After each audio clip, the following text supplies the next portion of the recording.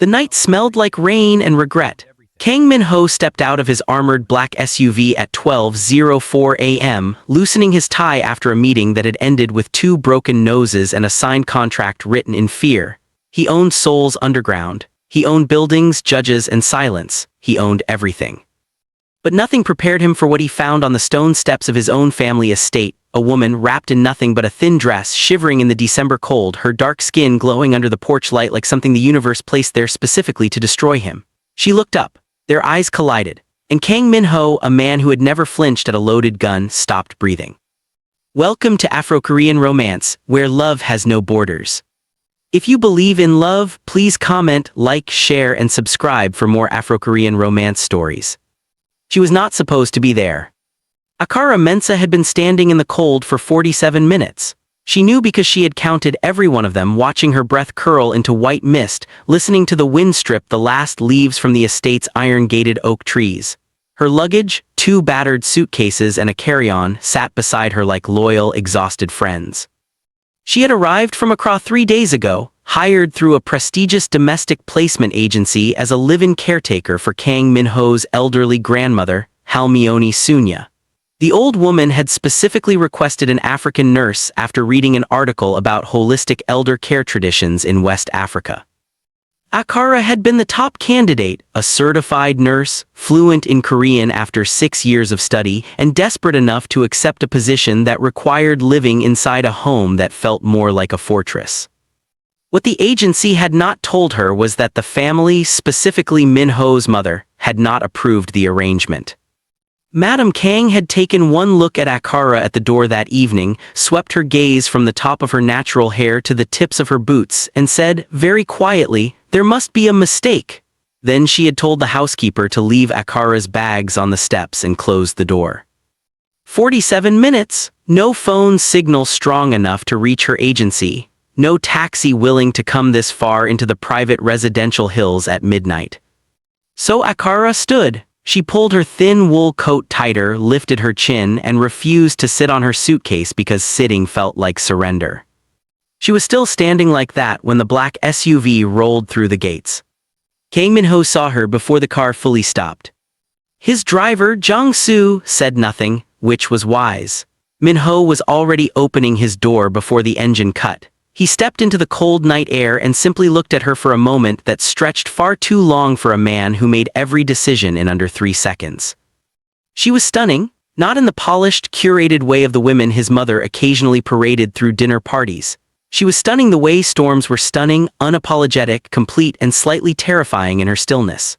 Her eyes, when they found his, were the color of deep amber, and they held not fear but something far more unsettling to him. Defiance. "Who are you?" he asked. His voice came out lower than intended. "Akara Mensa," she said. Her Korean was clear, slightly accented, and she did not look away. "I was hired to care for your grandmother. Your mother disagreed. I have been standing here for 47 minutes. Min-ho went very still. Then he turned toward the house, and the look on his face made Jong-soo quietly step back. "Get her bags," Min-ho said. "Sorry." "Her bags, Jong-soo." The inside of the Kang estate was the kind of beautiful that made you feel slightly afraid. High ceilings, dark wood, art that probably cost more than Akara's entire neighborhood back home. She followed a housekeeper named Mrs. O through corridors lined with portraits, trying not to look too impressed and failing slightly at a bronze sculpture near the east wing staircase. Min-ho had gone directly to find his mother. Akara did not hear the argument, but she felt it, the way the house seemed to hold its breath for 15 minutes, then exhale when a door closed firmly on the upper floor. Mrs. O showed her to a room that was larger than her entire Accra apartment. Warm, a bed with actual weight to the linens, a small window that looked over a garden buried in winter. "Mr. Kang says you begin tomorrow," Mrs. O said, and her voice carried the careful neutrality of someone who had learned not to have opinions in this house. "Thank you," Akara said. When the door closed, she sat on the edge of the bed, pressed her palms flat on her thighs, and let herself feel it. The exhaustion, the humiliation of those 47 minutes, the strange electrical thing that had happened in her chest when the man with the dangerous eyes had said get her bags like it was a decree from a king. She pressed it down, flat-locked it. He is the employer, she told herself, nothing else. Halmione Sunya was 81 years old and absolutely terrifying.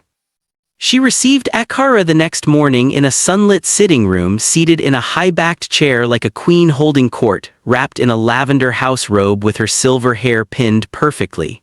She studied Akara for a long, unblinking moment. "You are more beautiful than your photograph," she finally said.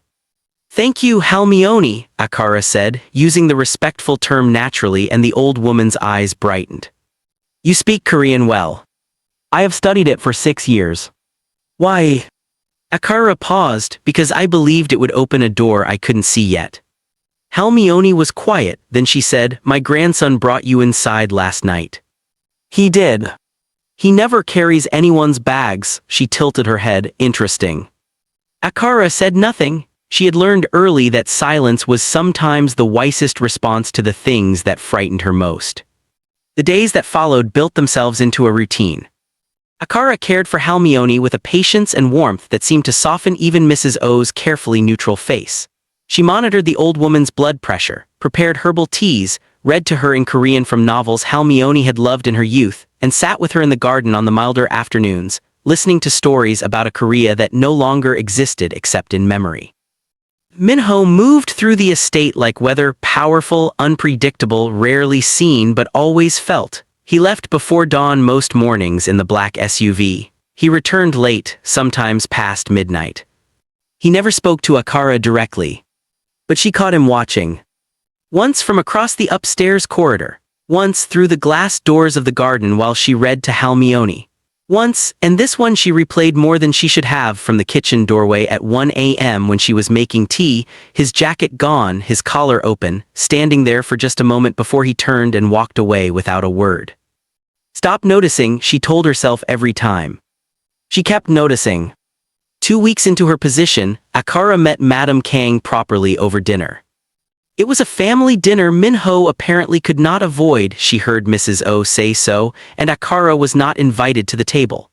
She was setting up Halmione's evening medication tray in the corridor when Minho's mother emerged from the dining room, glass of wine in hand, and stopped in front of her. Madame Kang was beautiful in the sharp, architectural way of a woman who had spent decades using her appearance as a weapon. She looked at Akara the same way she had at the door the first night. "You're good with the old woman," she said, "I'll give you that." "Thank you, Madame Kang. But understand something?"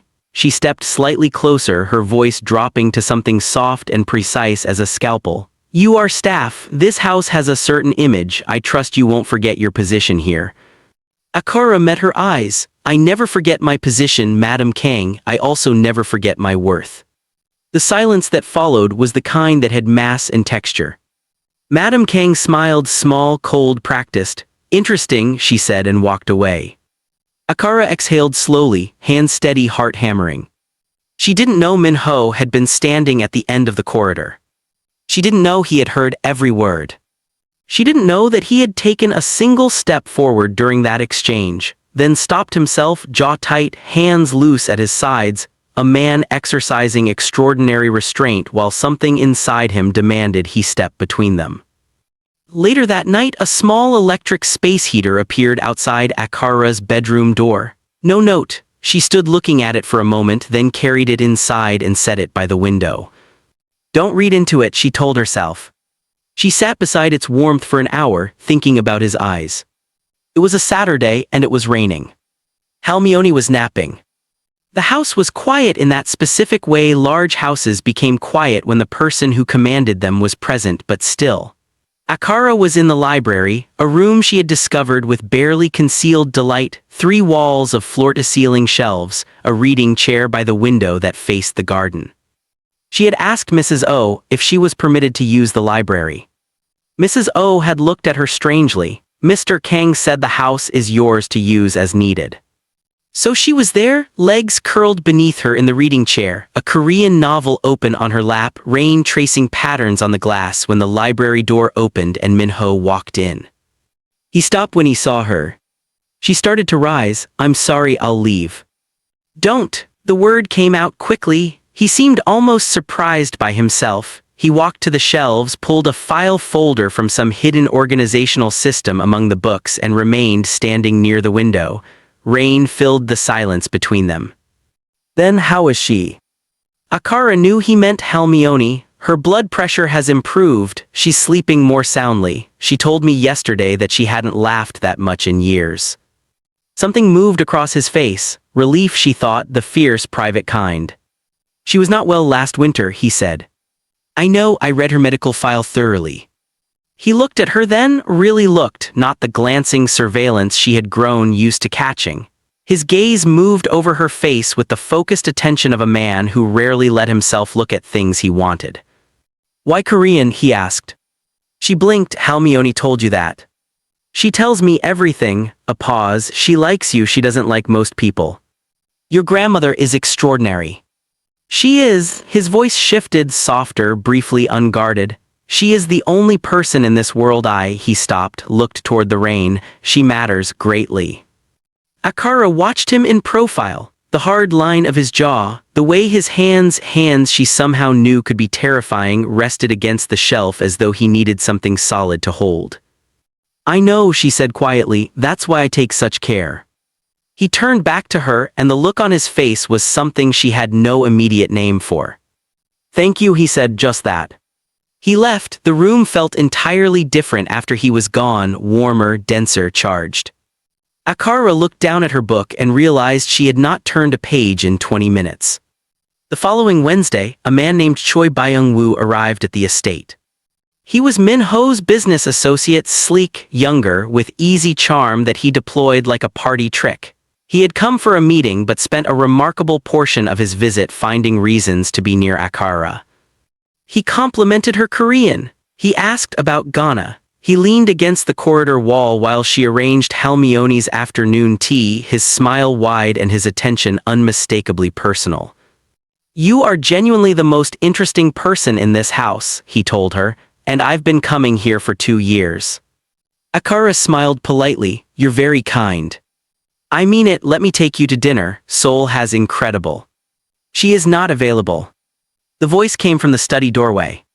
Min-ho stood there, jacket on, hands in his pockets, face arranged into an expression so carefully neutral it was, somehow, more frightening than anger.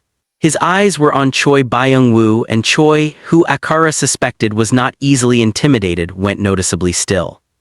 "She works here," Choi said, carefully jovial. "Surely dinner isn't." "The meeting started 3 minutes ago," Min-ho said. "Don't make me wait again." Choi glanced at Akara, a small, apologetic smile, and followed Min-ho into the study. The door closed. Akara stood in the corridor with the tea tray, her pulse doing something unreasonable. That evening Min-ho passed her in the hallway. "You don't have to be polite to people who make you uncomfortable," he said, without looking at her, without slowing. "He didn't make me uncomfortable," she said to his back. He paused, half-turned. "No. No, but you did." A beat of silence. He turned fully, and the expression on his face now was something she had never seen on him before, unguarded, off-balance almost. "Good," he said, and walked away. Akara stood very still, pressing her lips together, refusing to smile. She smiled anyway after he turned the corner. A week passed, then another. Hermione's health continued to improve, and she became increasingly open about her agenda, which was, apparently, completely transparent to everyone in the house except Akara herself. "Min-ho hasn't brought a woman to this house in 3 years, the old woman mentioned one morning, entirely conversationally, while Akara was checking her blood pressure. Said Akara. "He is not cold by nature, he became cold by necessity." Hermione watched her. "You understand the difference?" "I think so. He was not always the man you see. The organization was his father's. He inherited it at 26 when his father died suddenly. He had to become something harder to survive, to protect what remained." A pause. "It cost him things." Akara lowered the blood pressure cuff. "Hermione, I don't think you should." "I am 81 years old," the woman said serenely. "I will say exactly what I like." She patted Akara's hand. "He watches you, child. He has never watched anyone like that." Akara busied herself with the medical kit. "I'm his grandmother's nurse. He's monitoring his grandmother's care." Halmione laughed, bright, sharp, delighted. Oh, you are going to be very good for him. Later that night, Minho found Akara in the garden. She had not heard him come out. She was standing under the bare oak trees, face tilted up toward a sky that had briefly cleared to show a scatter of stars, her breath soft in the cold air. He stopped at the garden door. She looked extraordinary. The word arrived in his mind before he could stop it, clean and unambiguous. The outdoor light caught the angles of her face, the curve of her shoulders, the quiet completeness of a woman entirely comfortable existing in her own skin. He had been avoiding this, the being near her alone without purpose. It was becoming increasingly difficult. You'll get cold, he said. She glanced over her shoulder, unsurprised. I grew up in Accra, this is November in Seoul, I am permanently cold. He walked out to stand beside her, not close enough. Why do you come out here then? Stars look the same everywhere, she said. It's grounding. When everything around you is unfamiliar, you look up and find the things that stayed the same. She paused. Did you come out for something specific, Mr. Kang? Minho, he said. She turned slightly to look at him. You've been here a month, he said. Call me Minho. The air between them held the weight of something unsaid, large and warm and dangerous. Minho, she said finally, testing the shape of it. Something in his chest moved. He had not been warned that his own name could do that. Good night, Akara, he said, and went back inside before he did something he had not yet given himself permission to want. The danger arrived on a Thursday, wearing the face of a business meeting. Minho had enemies. This was not a secret he kept from himself. 18 months ago, he had dismantled a rival network led by a man named Oh Sung-tak, absorbing their territory and cutting their operations down to nothing. Oh Sung-tak had gone quiet, too quiet in the way that predators went quiet before they moved. The information arrived through one of Minho's men, a photograph taken outside the estate gates. Akara walking from a nearby market with a grocery bag, completely unaware. The message attached was 3 words. Careful with your assets. Minho read it twice, then he set his phone face down on his desk and sat very still for 60 full seconds. In the hallway outside his study, Jong-soo heard him make one call, brief, low, final sounding. Within the hour, 2 additional men appeared at the estate gates. A car was assigned. Routes to and from the local market were quietly mapped. Akara noticed none of this. She noticed that Minho appeared in the kitchen that evening while she was making dinner for Halmione, leaned against the counter and said, "You shouldn't go to the market alone." She looked up from the cutting board. "I've been going every Tuesday and Thursday." I know, his jaw was tight. Take Jong-soo from now on. Minho, I don't need. Please, the word landed differently than anything he'd said before. Quiet, stripped of command, almost raw. It's not negotiable, but I'm asking. Akara looked at him, really looked, and found something in his expression she couldn't dismiss. Not control, fear, carefully managed, privately felt but real. Okay, she said. He exhaled, thank you. He stayed in the kitchen while she finished cooking. Neither of them mentioned it, but he tasted the soup when she asked. Suggested more ginger and handed her a dish towel when she reached for one, a gesture so ordinary and domestic that it stunned them both into a moment of shared, weighted silence. Halmione had a great nephew who visited twice a month, a cheerful man in his late 30s named Kang Hyun-sik, who was not part of the business and seemed constitutionally incapable of subtlety.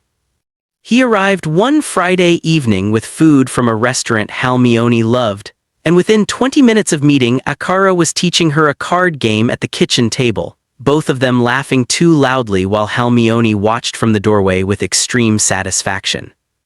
Minho returned home at 10 p.m. He heard the laughing before he reached the kitchen. He stood in the doorway. Akara was leaning forward over the cards, one hand pressed over her mouth trying to contain laughter, and Hyun-sik, his cousin, who had the gift of making every person feel immediately comfortable, was saying something that made her laugh harder. Minho had not heard her laugh like that before. The sound moved through him like a current, warm and aching and complicated, because along with the warmth came something else, a sharp, irrational, entirely unwanted thing that tightened his whole chest. Hyun-sik saw him first. Minho, come eat, Akara is. I have work, Min-ho said. His voice came out level. He nodded at his cousin and left. Akara noticed the shift. She looked toward the empty doorway. Don't worry about him, Hyun-sik said cheerfully. He's always like that. He's not always like that, she said almost to herself. Later that night, she went to return a book to the library and found Min-ho there, standing at the window, a glass of something untouched in his hand, looking at nothing. You didn't eat, she said. I wasn't hungry. She set the book on the nearest shelf. Hyun-sik is kind. Silence. He made me laugh, she continued, not entirely sure why she was continuing. It's been a while since I laughed like that, since before I left Accra she paused. It was a difficult year. Min-ho turned from the window. What happened? The short version? She looked at the shelves rather than at him. I took care of someone for a long time, someone I loved. It didn't end well. After it ended, I didn't stop very long. I applied for positions abroad. I ran a little into your grandmother's house. The silence that followed was not empty. It was full of recognition, of two people who both knew something about running toward work because work didn't require you to feel things you weren't ready to feel. I'm sorry, he said, and he meant it in the complete, unperformed way of a man not accustomed to saying it. Were you watching from the doorway earlier? She asked. His jaw moved, briefly. Were you jealous of Hyun-sik? The question should have been too forward. In this house, with this man, it should have landed badly. Instead, Min-ho looked at her with an expression she was beginning to catalog, the one where he seemed to be deciding how much of the truth to allow himself. He made you laugh, was all he said. It was enough. Akara looked at him for a long, suspended moment. Good night, Min-ho, she said softly. Good night. She left. He stood in the library for another hour, the drink untouched, the night pressing cold against the glass. The danger escalated on a Tuesday. Jong-soo drove Akara to the market as arranged. What no one anticipated was that Oh Sung-tak's men had been watching for exactly this routine. The car was followed. In the market parking lot, two men approached Akara, not violently, not yet, but deliberately. One stood at the door, the other reached for her arm. Jong-soo moved, one man down, the second fled. But Akara had seen their faces, felt the hand on her arm, understood in a single crystalline moment that she had become involved in something far larger and more dangerous than elder care. She was shaking when Jong-soo got her into the car. She pressed her hands flat on her knees the entire ride back, jaw set, eyes straight ahead. Min-ho met them at the gate. Someone had already called him. He was standing in the cold driveway in his shirt sleeves, phone in hand, and the look on his face when she stepped out of the car was one she had never seen on any human being, something vast and barely restrained, like watching a tide pull back before the wave. Are you hurt? He said. He was already in front of her. His hands came up, stopped just short of her shoulders, hovering. I'm fine, she said. Akara. I'm fine, her voice cracked on the second word. She pressed her lips together, her hands were still shaking. His hands completed their journey. They settled on her shoulders, warm, steady, enormous, and the contact moved through her like something coming unlocked. I'm sorry, he said, low and fierce. This is my fault, you should never have been. He stopped, his hands tightened. Come inside. Inside, she sat at the kitchen table while Mrs. Oh made tea. Min-ho sent Jong-soo for a report. He sat across from Akara, and this was new. He had always been near but never specifically, deliberately across from her, the way people sat when they needed to see each other clearly. Who are they? She asked. People I made enemies of. It was always a possibility they would try to use. He stopped again. Use me, she finished. He didn't deny it, he held her gaze steadily. I should have told you, I should have given you the choice. Would you have, she asked, told me the truth about the danger and given me a real choice to leave? The pause lasted exactly long enough to be honest. No, he said, because I didn't want you to leave, which means I put what I wanted above your safety. That is unforgivable. The rawness of it, the complete, unguarded accountability, stunned her into silence. I want to leave, she said. Something moved through his face. I know. I should leave. I know. Tell me why I shouldn't, she said, and realized too late that it was not the question she had meant to ask. He looked at her across the table. The kitchen was warm, the tea sat between them steaming.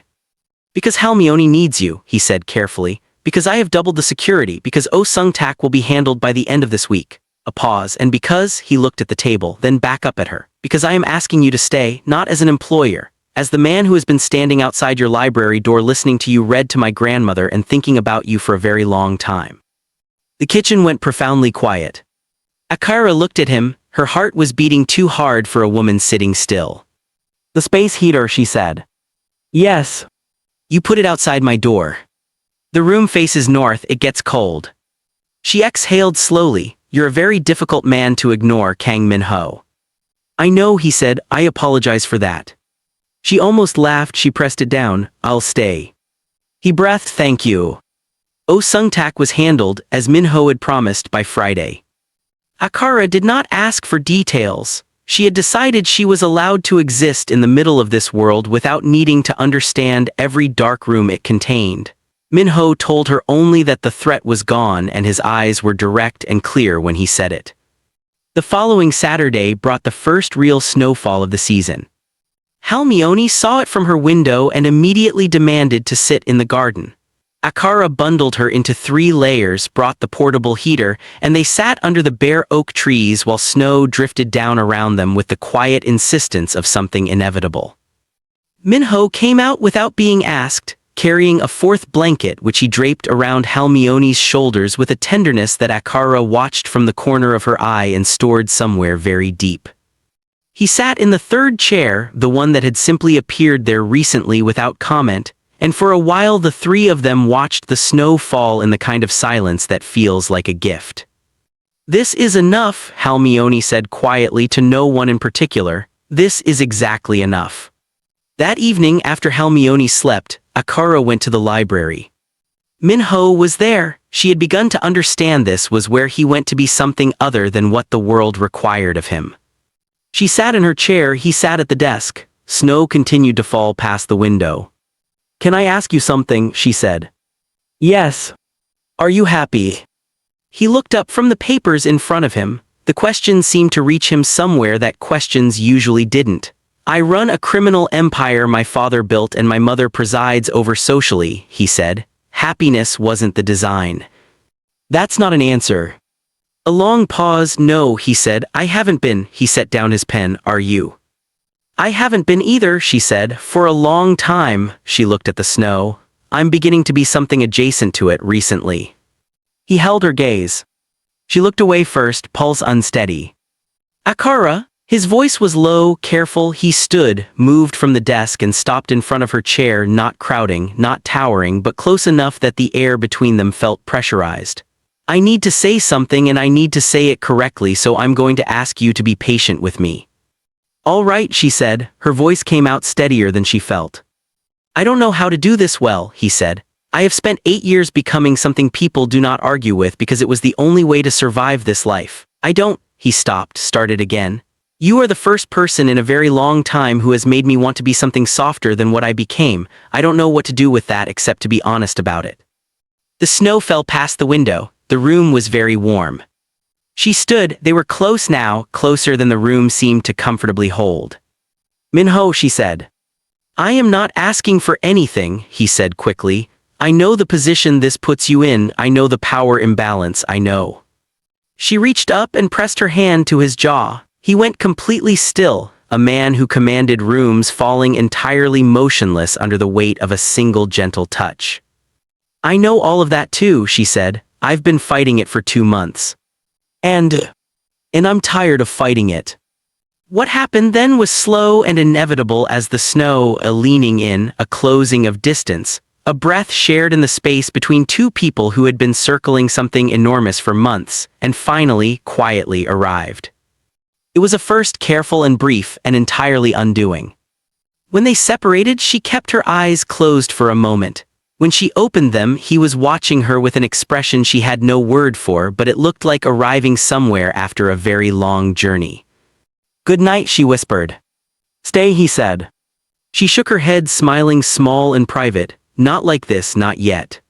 He nodded, stepped back, gave her the distance she was asking for without making her feel the loss of him too acutely. She was at the door when he said, Akara. Yes. The space heater, there's one in the east guest room too, in case you ever. He seemed to realize what he was saying and stopped. She laughed then, a real one, warm and startled. Good night, Minho. The morning after, Akara woke early, sat up in bed, and spent 40 minutes convincing herself she had made a grave error.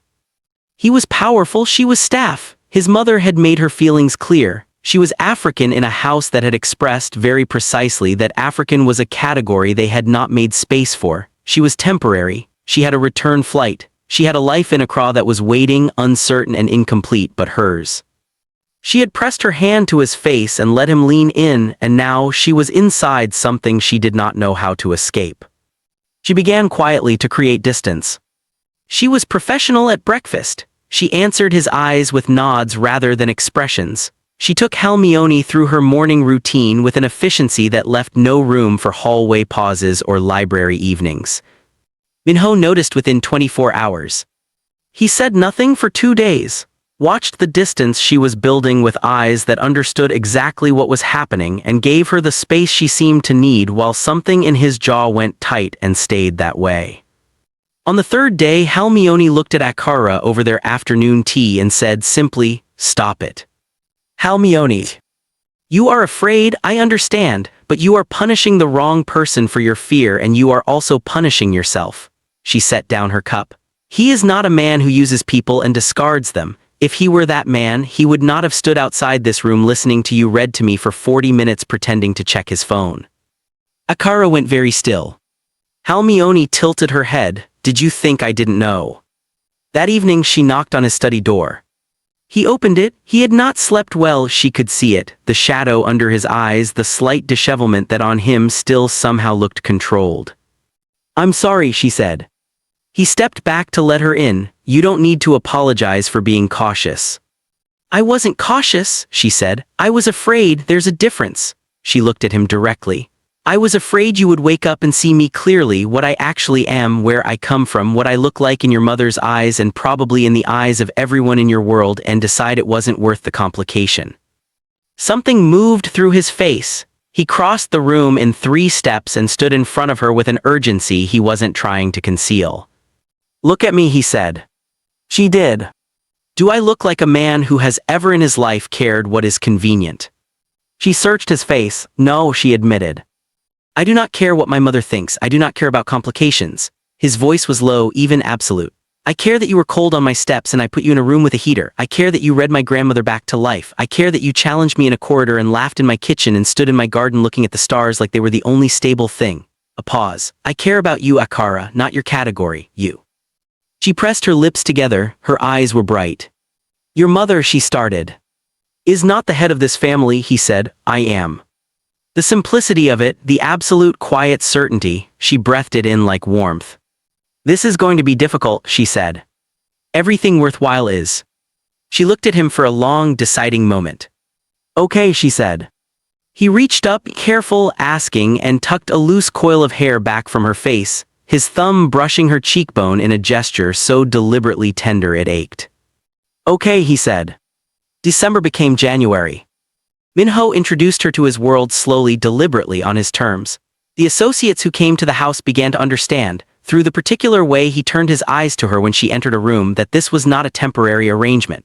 Choi Byung-woo came back once, took one look at Minho's expression during dinner, and spent the entire evening with impeccable, distant politeness. Madame Kang said nothing for 2 weeks, then she said precisely once in the corridor, "You'll have difficulty." "I've had difficulty before," Akara said. Madame Kang studied her. Something shifted, incremental, barely visible. "He has not looked at anyone the way he looks at you," she said. "Not in all my watching." A pause. "Don't waste it."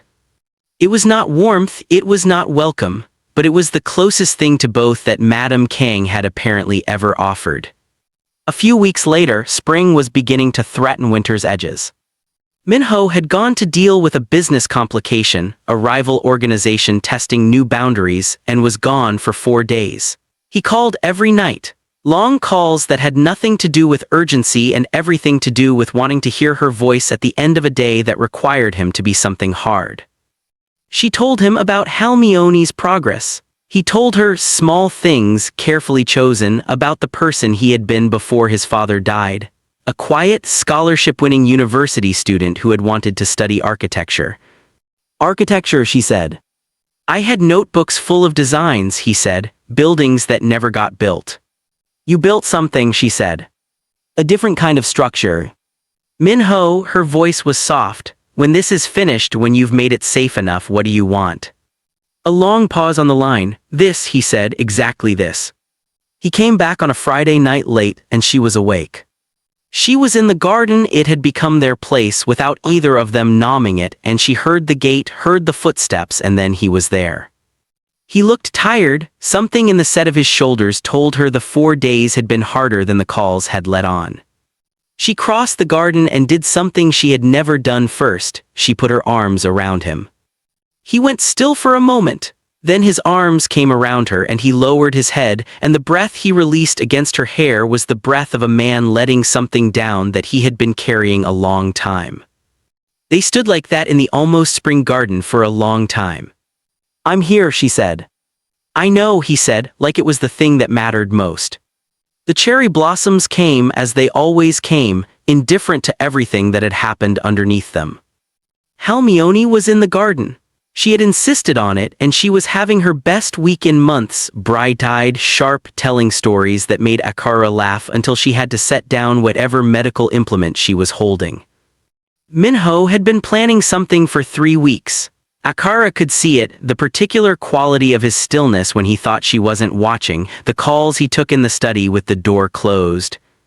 The way he looked at her sometimes with an expression she couldn't quite place, but that made something in her chest settle like stones finding the riverbed.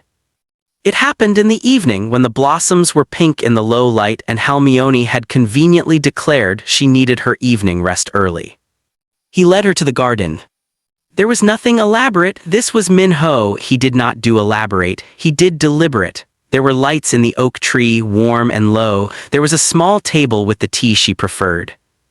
And there he was in front of her, not quite on one knee but with something in his hands, a ring, simple and extraordinary, a dark stone that caught the light in complex ways. I have been trying, he said, to figure out how to say this in a way that doesn't sound like a command or a transaction, because I am better at those than I am at this.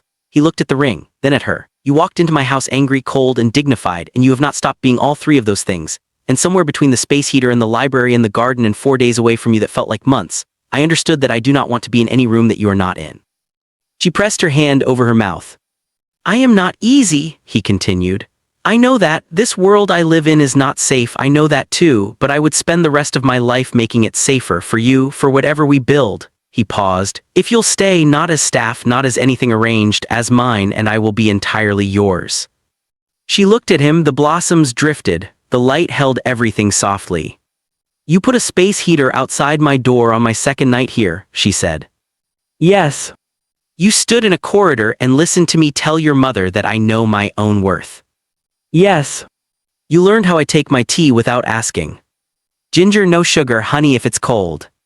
She laughed, that real, undone laugh. It broke something open in the night. Yes, she said, Minho, yes. He stood, slid the ring onto her finger with hands that were, for once, not entirely steady. And when he pulled her close, she let herself be pulled fully, completely, without the reserve she had carried for months. Hermione's window was open. From inside they heard her say to no one but herself, finally. The wedding was small, by the standards of what Minho could have organized. He had offered elaborate.